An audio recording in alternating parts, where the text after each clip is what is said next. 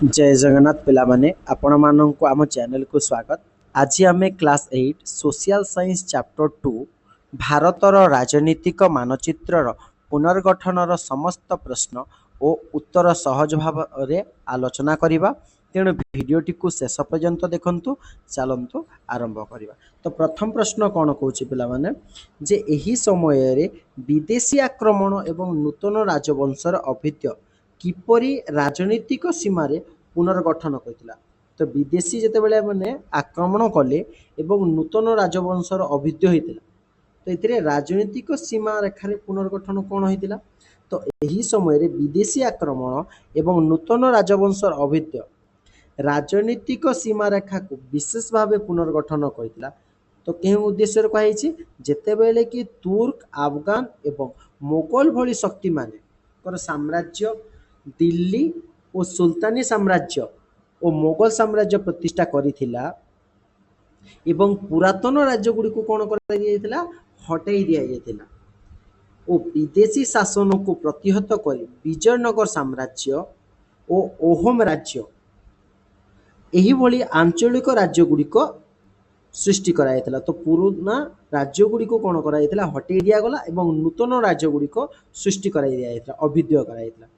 एही सबु परिवर्तन हेबा जोगु आंचलिक नियंत्रणर बारंबार कौन होता स्थानांतर होबाक पड़ुथिला एवं संस्कृतिर मिश्रण हेबा जोगु नूतन प्रशासनिक व्यवस्था जोगु भारत रे राजनीतिक सीमार पुणी थरे पुनर्गठन होइथिला। 2 नंबर प्रश्न कौन देछि भारतीय समाज एही आक्रमण को किपरि ग्रहण करिदिला एवं भारतीय अर्थनीति एही राजनीतिर अस्थिरता समय किपरि उज्जर्जित होइतिला। तो भारतीय समाज एही आक्रमणर दृढ़ प्रतिरोध करथिला। विजयनगर साम्राज्य 1761 रे सराइघाट युद्ध रे ओहम माने एवं 1567 ख्रीष्टाब्द रे हल्दीघाट युद्ध रे राजपूत माने निजर दृढ़ता को प्रदर्शन कले एवं कौन कले निजर आंचलिक परिचय को संरक्षित करथिले एवं 1699 ख्रीष्टाब्द रे गठित हैला सिख खालसा एमाने मध्य मोगल शक्ति को बेखातिर करिदेले। विभिन्न गोष्ठी निज निज मंदिर निर्माण करी संस्कृति को एकत्रित कले माने जे जो धर्म थिले सही धर्म अनुसार से माने मंदिर गुडी को बा संस्कृति सृष्टि कले। एही समय रे राजनीतिक अस्थिरता देखादेला जेतेबेले समस्ते निज निज अनुसार चलिबा पई चाहिए तो राजनीति रे कोन होला परिवर्तन होला। किंतु भारतीय अर्थनीति विभिन्न कारणरू समृद्ध हेबार लागिला किंतु उन्नति मध्य होउतिला। उत्तम जलसेचन व्यवस्था द्वारा कृषि व्यवस्था शक्तिशाली होइतिला। तो यही सब सत्य मध्य यही सब अवहेला सत्य मध्य जल सुविधा मिल पारिथिला एवं कालिकोड और सूरत भली बंदर माध्यम वाणिज्य कारोबार मध्य ठीक से हे पारुथिला। हुंडी व्यवस्थार निरापद रे अर्थ स्थानांतरण हो पारुथिला एवं मंदिर गुडी को स्थानीय अर्थनीति को चलाउथिला। किए चलाउथिला मंदिर गुडी को। शिल्पी माने वस्त्र एवं अस्त्रशस्त्र तैयारी कले एवं उच्च हारर कर कृषक मानक पीड़ा मध्य दउथिला किंतु ता सत्य मध्य अर्थनीतिर स्थिर देखा देइथिला। नेक्स्ट देखिबा बेले एही समय रे लोकंक जीव उपरे केउ सब प्रभाव पड़िथिला। तो एही समय रे लोकंक उपरे कोन प्रभाव पड़ला एही समय लोक जीवन रे उभय असुविधा मध्य थिला एवं आश्वस्ति मध्य आनिथिला। बारंबार युद्ध एवं अनेक ध्वंस विध्वंस बा विस्थापन एवं अत्यधिक कर वृद्धि थिला जहा फल रे कृषक मानक कोन असुविधा मध्य होउतिला। मात्र कृषि और वाणिज्य और शिल्पर उन्नति मध्य चालू रहितिला सेथिरे तांको कोन आश्वस्ति मध्य मिल पारुथिला। हुंडी व्यवस्था माध्यम रे निरापद देणनेण वाणिज्य पई निगम एवं मंदिर भित्तिक अर्थनीति गोष्ठी को सहायता प्रदान करथिला एवं राजनीतिर एही अस्थिरता सत्वे मध्य उन्नति होइतिला कृषिर एवं कुशली कारीगर जोगो भारत रे समृद्ध रही पारिथिला। जेते अवहेला सत्य मध्य कृषि एवं कुशली कारीगरर उन्नति हो पारुथिला। मात्र शासक और बणिक मानक हाथ रे धन ठूल हेबारु जेतेबेले धनी लोक मानक पाखरे सबु धन ठूल होइगला तो कृषक एवं श्रमिक मानक बंचिबा पई कठोर संग्राम करबा को पड़ुथिला। तो ତାଙ୍କୁ ପଇସା ବିନା ତ ବଞ୍ଚି ପାରିବେ ନାହିଁ ନା। ତ ସାଂସ୍କୃତିକ ପରମ୍ପରା ଏହି ସମୟରେ ତିଷ୍ଠି ରହିଥିଲା ଏବଂ ଉଭୟ ବିଦେଶୀ ଏବଂ ସ୍ଥାନୀୟ ସଂସ୍କୃତିର ମିଶ୍ରଣ ଘଟାଇଥିଲା। ପରବର୍ତ୍ତୀ କ'ଣ ଦେଇଛି ପିଲାମାନେ, ଏହା ବିଷୟରେ ଆମେ ଚିନ୍ତା କର ଯେ କହୁଛି ଯେ ଆମେ କାହିଁକି ସାଧାରଣ ଶବ୍ଦ ମୂର୍ତ୍ତି ବା ଯାହାକୁ ଆମେ ଆଇଡଲ କହୁଛୁ କିମ୍ବା ପବିତ୍ର ଚିତ୍ର ଆଇକନ୍ ବଦଳରେ ଆମେ ପ୍ରତିମା ବା ଇମେଜ ଶବ୍ଦକୁ ବ୍ୟବହାର କରୁଛୁ। ପବିତ୍ର ଚିତ୍ର ଓ ମୂର୍ତ୍ତି ଏହି ଦୁଇଟି ଶବ୍ଦ ହେଉଛି ଇହୁଦୀ, ଖ୍ରୀଷ୍ଟିଆନ ଓ ଇସଲାମ ଧର୍ମ ପ୍ରସଙ୍ଗରେ ଅପମାନଜନକ। ଏହି ରକ୍ଷଣଶୀଳ ସମ୍ପ୍ରଦାୟ ମୂର୍ତ୍ତି ପୂଜା କିମ୍ବା ପ୍ରତିମା ସଂକେତ ଉପାସନାକୁ ନିନ୍ଦା କରିଥାନ୍ତି। ତ ଭାରତୀୟ ଶାସ୍ତ୍ରୀୟ ଭାଷାରେ ଏହି ଶବ୍ଦ ଗୁଡ଼ିକୁ ମୂର୍ତ୍ତି ଏବଂ ବିଗ୍ରହ ପ୍ରତିମା ରୂପ ଇତ୍ୟାଦି ଭାବରେ ନାମିତ କରାଯାଏ। ଯେଉଁ ମୂର୍ତ୍ତି ବା ପ୍ରତିମା ସବୁ ମନ୍ଦିର ଓ ଘରେ ପୂଜା ପାଆନ୍ତି। ତ ଇଂରାଜୀରେ ପ୍ରତିମାକୁ ଆମେ ଇମେଜ ଶବ୍ଦର ଅର୍ଥ ନିକ୍ଷେପଣ କରିଥାଉ। ସୋ এই ବିଷୟରେ ଆମେ ଚିନ୍ତା କରିବା ଯେ ଆମେ ସାଧାରଣ ଶବ୍ଦ ମୂର୍ତ୍ତି କିମ୍ବା ପବିତ୍ର ଚିତ୍ର ବଦଳରେ କ'ଣ ପୂଜା କରୁଛୁ, ପ୍ରତିମା ଶବ୍ଦକୁ ବ୍ୟବହାର କରୁଛୁ। ଏହାର କାରଣ ହେଉଛି ଯେ ଇହୁଦୀ ଧର୍ମ, ଖ୍ରୀଷ୍ଟ ଧର୍ମ ଓ ଇସଲାମ ଧର୍ମରେ ମୂର୍ତ୍ତି ଏବଂ ପବିତ୍ର ଚିତ୍ର ଏସବୁ ହେଉଛି ନାସ୍ତି ସୂଚକ।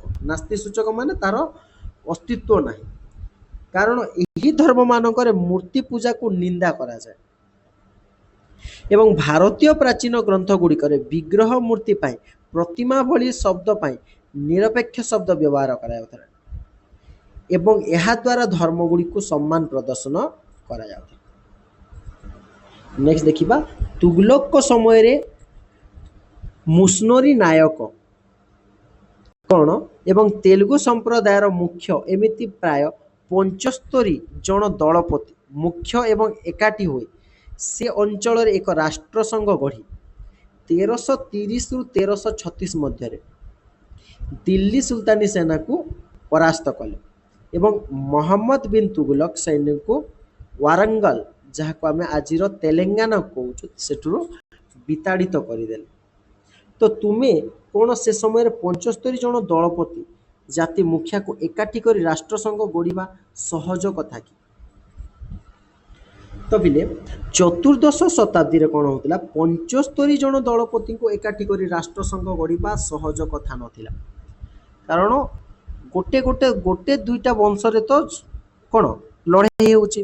ତ ଏହି ସମୟରେ 75ଟି ଜଣ ଦଳପତିକୁ ନେଇକି ରାଷ୍ଟ୍ରସଂଘ ଗଢ଼ିବା ଏତେ ସହଜ ନଥିଲା, କାରଣ ସେ ସମୟରେ ଆଞ୍ଚଳିକ ଶତ୍ରୁତା ଏବଂ ଅନୁନ୍ନତ ଯୋଗାଯୋଗ ବ୍ୟବସ୍ଥା ଏବଂ ବିଭିନ୍ନ ରାଜନୀତିକରେ ସ୍ୱାର୍ଥ ଉପସ୍ଥିତି ଥିଲା ବା ନିଜ ନିଜ ମଧ୍ୟରେ କଳହ ସୃଷ୍ଟି ହୋଇଯାଉଥିଲା। ସୋ ମୁନସୁରୀ ନାୟକ ଏହା କରିପାରିଥିଲେ, ଯାହା ତାଙ୍କ ଶକ୍ତିଶାଳୀ ନେତୃତ୍ୱ ଦିଲ୍ଲୀ ସୁଲତାନି ଶାସନ ବିରୁଦ୍ଧରେ ସାଧାରଣ ଲକ୍ଷ୍ୟ ଏବଂ ତାଙ୍କର ରଣନୀତି ମେଣ୍ଟ ଗଠନ କରିବାର ସାମର୍ଥ୍ୟକୁ ସୂଚାଉଥିଲା। ତ ପରବର୍ତ୍ତୀ ପ୍ରଶ୍ନ,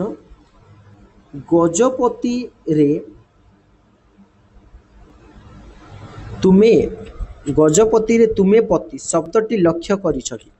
ପତି ଅର୍ଥ ମୁନିବ ବା ପ୍ରଭୁ। ତ ବହୁ ରାଜା ବଂଶ ଦ୍ୱାରା ସେ ସମୟରେ ବ୍ୟବହୃତ ହେଉଥିଲା ଏବଂ ତାହା କ୍ଷମତା ଓ ପ୍ରତିଷ୍ଠାକୁ ସୂଚିତ କରେ। ତ ବିଜୟନଗର ରାଜାକୁ ନରପତି କୁହାଯାଉଥିଲା, ବାହମନି ରାଜ୍ୟର ସୁଲତାନମାନଙ୍କୁ ଅଶ୍ୱପତି କୁହାଯାଉଥିଲା, ମରାଠର ଶାସକକୁ ଛତ୍ରପତି କୁହାଯାଉଥିଲା। ପ୍ରତ୍ୟେକ ଉପାଧି ରାଜତ୍ୱ ଓ କ୍ଷମତାର ଭିନ୍ନ ଭିନ୍ନ ଦିଗରେ ସୂଚିତ କରୁଥିଲା। ଏହି ତିନୋଟି ଶବ୍ଦର ଅର୍ଥ କ'ଣ ବୁଝାଉଛି ତୁମେ ଅନୁମାନ କରି କହିବ। ସୋ ପତି, ନରପତି, ଅଶ୍ୱପତି, ଛତ୍ରପତି ଏସବୁ ଅର୍ଥ ମାନେ ବୁଝି ନେବା ପିଲାମାନେ।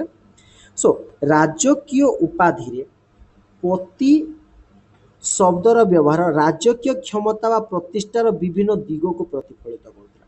ରାଜକୀୟ ଉପାଧିରେ ପ୍ରତିର ଅର୍ଥ ହେଲା ରାଜର ରାଜକୀୟ କ୍ଷମତା ବା ପାୱାର ବା ଅର୍ଗାନାଇଜେସନ ବା ପ୍ରତିଷ୍ଠା ଦିଗକେ ସୂଚାଉଥିଲା।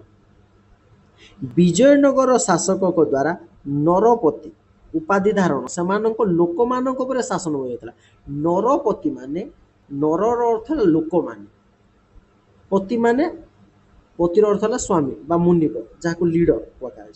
ତ ସେଇ ସାଧାରଣ ଲୋକମାନଙ୍କ ଯେହେତୁ ସେ ସାଧାରଣ ଲୋକମାନଙ୍କର ଲିଡର ଥିଲେ, ତେଣୁ ତାଙ୍କୁ ନରପତି କୁହାଯାଉଥିଲା। ବାହମଣିର ଶାସକମାନଙ୍କୁ ଅଶ୍ୱପତି କୁହାଯାଉଥିଲା। ତ ଏମାନଙ୍କୁ ଅଶ୍ୱପତି କୁହାଯିବାର କାରଣ କ'ଣ ଥିଲା, ଯେ ଯେହେତୁ ଏମାନେ ଅଶ୍ୱମାନଙ୍କର ମାଲିକ ବା ଏମାନଙ୍କ କଣ୍ଟ୍ରୋଲରେ ବହୁତ ସାରା ଅଶ୍ୱ ବା ଘୋଡ଼ା ଗୁଡ଼ିକ ରହୁଥିଲେ ବା ଅଶ୍ୱବାହିନୀ ରହୁଥିଲେ, ତେଣୁ ଏମାନଙ୍କୁ ଅଶ୍ୱପତି ବୋଲିକି କୁହାଯାଉଥିଲା। ଏବଂ ମରାଠର ଶାସକକୁ ଛତ୍ରପତି କୁହାଯାଉଥିଲା। ତ ଉପାଧି ସେମାନଙ୍କୁ ସାର୍ବଭୌମ କ୍ଷମତା ବା କର୍ତ୍ତୃତ୍ୱକୁ ବୁଝାଉଥିଲା। ଛତ୍ରପତି ମାନେ ତ ସେଠାକାର ମରାଠାର ଯିଏ ସର୍ବେସର୍ବା ଥିଲେ, ସେ ତାଙ୍କର ପ୍ରଜାଗଣଙ୍କୁ ନିଜ ଛତ୍ର ଛାୟାରେ ଢାଙ୍କି ରଖୁଥିଲେ ଏବଂ ତାଙ୍କୁ ସୁରକ୍ଷା ଦେଉଥିଲେ ଏବଂ ତାଙ୍କ ସାର୍ବଭୌମତ୍ୱ କ୍ଷମତା ଓ କର୍ତ୍ତୃତ୍ୱକୁ ରକ୍ଷା କରୁଥିବା ଯୋଗୁଁ ତାଙ୍କୁ ଛତ୍ରପତି ବୋଲିକି କୁହାଯାଉଥିଲା। ପରବର୍ତ୍ତୀ ପ୍ରଶ୍ନ କହିଛି ଯେ ଭାରତର ସମ୍ପର୍କରେ ବାବରଙ୍କ ଧାରଣା ତୁମ ମନକୁ କେମିତି ଛୁଇଁଛି, ଦଳ ଭିତରେ ଆଲୋଚନା କର। ଭାରତ ସମ୍ପର୍କରେ ବାବରର ଧାରଣାରୁ ଜଣାଯାଏ ଯେ ଭାରତ ଭଳି ଏକ ନୂତନ ଦେଶରେ ରହି ସେ ନିଜ ଦେଶ ବାହାରେ ରହିବା ଭଳି ଅନୁଭବ କରୁଥିଲେ। ନିଜ ଦେଶରେ ରହୁଥିଲେ କିନ୍ତୁ ଅନୁଭବ ହେଉଥିଲା କ'ଣ, ଦେଶ ବାହାରେ ରହିଲା ଭଳି। ଯେ ଭାରତ ଭଳି ଏକ ନୂତନ ଦେଶ, ତ ସେ କେନ୍ଦ୍ର ଏସିଆର ସଂସ୍କୃତି ଏବଂ ଶୀତଳ ଜଳବାୟୁକୁ ହରାଇଥିଲେ ଏବଂ ସେଠାକୁ ଫେରିଯାଇ ତାଙ୍କର ଇଚ୍ଛା ଥିଲା ଯେ ସେ ଭାରତରେ ପ୍ରଚୁର ସମ୍ବଳ ଯଥା ସୁନା, ରୂପା, ଗହଳ ବଜାର ଏବଂ କୁଶଳୀ ହସ୍ତିଗୁଣକୁ ମୋହରରେ ପଡ଼ିଯାଇ ଭାରତରେ ଅଟକି ଗଲେ। ସେସବୁକୁ ଦେଖିକି ସେ ଭାରତରେ ଅପରିଚିତ ଖାଦ୍ୟ ଏବଂ ଜୀବନଶୈଳୀକୁ ସମାଲୋଚନା କରିଥିଲେ ଏବଂ ଏ ଦେଶର ସୌନ୍ଦର୍ଯ୍ୟ ଏବଂ ଧନ ପ୍ରତି ଆକର୍ଷିତ ହୋଇଥିଲେ ଓ ତାଙ୍କର ଦୃଷ୍ଟିଭଙ୍ଗୀରୁ ପ୍ରତିଫଳିତ ହୋଇ ଯେ ତାଙ୍କର ନିଜ ଦେଶ ପ୍ରତି ଦୁର୍ବଳତା ଥିଲା, କିନ୍ତୁ ଭାରତ ଶକ୍ତି ପ୍ରତି ସେ ଆକର୍ଷିତ ହୋଇଯାଇଥିଲେ, ଯେହେତୁ ସେଠାରେ ଧନ ସମ୍ପତ୍ତିକୁ ଦେଖିକି ଓ ନିଜ ଦେଶକୁ ସେ ଫେରି ନଥିଲେ। ପରବର୍ତ୍ତୀ ପ୍ରଶ୍ନ 5 ନମ୍ବର ପ୍ରଶ୍ନ କ'ଣ କହିଛି, ପୂର୍ବ ଶାସକମାନେ ଯେତେବେଳେ ରାଜ୍ୟ ବିସ୍ତାର ଲାଗି ମୁଖ୍ୟତଃ ସାମରିକ ଶକ୍ତିକୁ ଗୁରୁତ୍ୱ ଦେଉଥିଲେ, ସେ ସମୟରେ କାହିଁକି ବିଭିନ୍ନ ପ୍ରକାର ରଣକୌଶଳ ବ୍ୟବହାର କରୁଥିଲେ ଆକବର।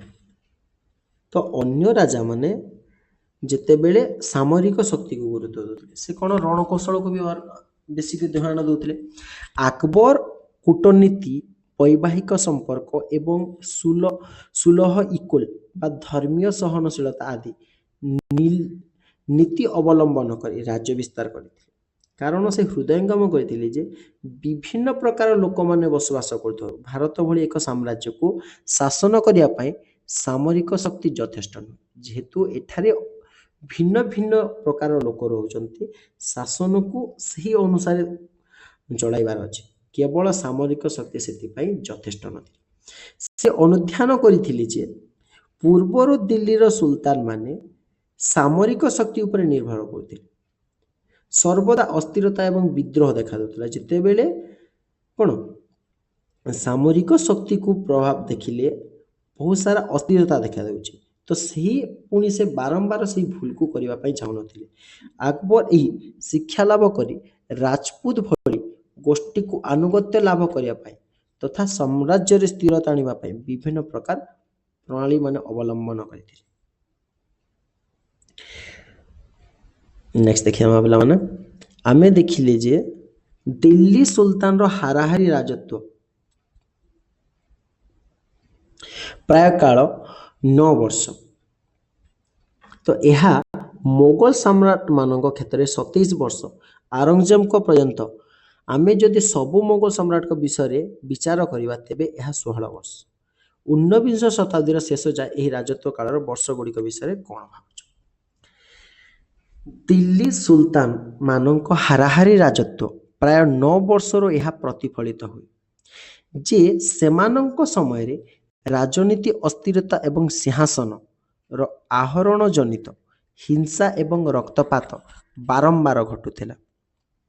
ଅନ୍ୟ ପକ୍ଷରେ ଶାସକମାନେ ଆଉରଙ୍ଗଜେବଙ୍କ ପର୍ଯ୍ୟନ୍ତ ହାରାହାରି 27 ବର୍ଷ ଶାସନ କରିଥିଲେ, ଯେଉଁଥିରେ ସୂଚିତ ହୁଏ ଯେ ସେମାନଙ୍କ ଉନ୍ନତ ପ୍ରଶାସନିକ ବ୍ୟବସ୍ଥା, ଯୋଜନା ଏବଂ ଚୁକ୍ତି ବ୍ୟବସ୍ଥା ଥିଲା। କିନ୍ତୁ ପରବର୍ତ୍ତୀ ମୋଗଲ ସମୟରେ ଶାସକମାନଙ୍କର ହାରାହାରି ରାଜତ୍ୱ 16 ବର୍ଷକୁ ଖସି ଆସିଲା। ଏଥିରୁ ଜଣାଯାଏ ଯେ ସେତେବେଳେ ସାମ୍ରାଜ୍ୟ ଦୁର୍ବଳ ହୋଇଯାଇଥିଲା ଏବଂ ସମୟକ୍ରମେ ତାର ସ୍ଥିରତା ମଧ୍ୟ କମି ଯାଉଥିଲା। ନେକ୍ସଟ ଦେଖିବା ଯେ 7 ନମ୍ବର ପ୍ରଶ୍ନ, ତୁମେ କାହିଁକି ଭାବୁଛ ଯେ ତେଗ ବାହାଦୁର ଧର୍ମ ପ୍ରତିବଦଳ କରିବା ପରିବର୍ତ୍ତେ ନିର୍ଯାତନା ସହୁଥିଲେ? ସେ କାହିଁକି ଭାବୁଥିଲେ ଯେ ତାଙ୍କର ବଳିଦାନ ନିଶ୍ଚିତ କିଛି ପରିବର୍ତ୍ତନ ଆଣିପାରିବ? ତ ଗୁରୁ ତେଗ ବାହାଦୁର ଧର୍ମ ସ୍ୱାଧୀନତା ଟେକ ରଖିବା ତଥା କାଶ୍ମୀର ପଣ୍ଡିତମାନଙ୍କୁ ସୁରକ୍ଷା ଦେବା ପାଇଁ ନିର୍ଯାତନା ସହିଥିଲେ। ତ ସେମାନେ ନିର୍ଯାତନା ସହିବାର କାରଣ ଥିଲା କାଶ୍ମୀର ପଣ୍ଡିତମାନଙ୍କୁ ସୁରକ୍ଷା ଦେବା। ସେ ବିଶ୍ୱାସ କରୁଥିଲେ ଯେ ତାଙ୍କ ବଳିଦାନ ମୋଗଲ ଅତ୍ୟାଚାରୀଙ୍କୁ ପ୍ରତିଶୋଧ କରିବା ପାଇଁ ଲୋକମାନଙ୍କୁ ପ୍ରେରଣା ଯୋଗାଇବ। ନେକ୍ସଟ ଦେଖିବା ପିଲାମାନେ, ଶିଖ ଗୁରୁ ଏବଂ ଖାଲସା କେଉଁ ମୂଲ୍ୟବୋଧକୁ ଗ୍ରହଣ କରିଥିଲେ? ତ ଶିଖ ଗୁରୁ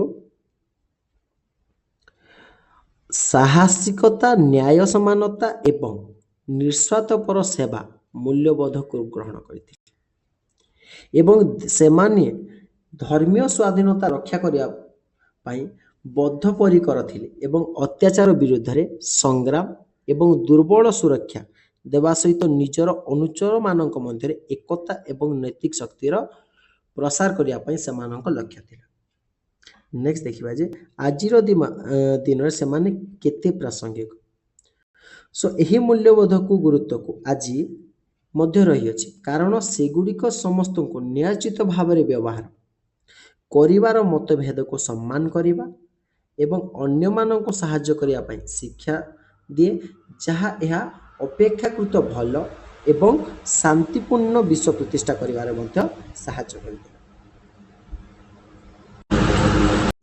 ତ ପିଲାମାନେ, ଆଜି ଆମେ ଭାରତର ରାଜନୈତିକ ମାନଚିତ୍ରର ପୁନର୍ଗଠନର ଅଧ୍ୟାୟରେ ପାର୍ଟ 1 ଆଲୋଚନା କଲୁ।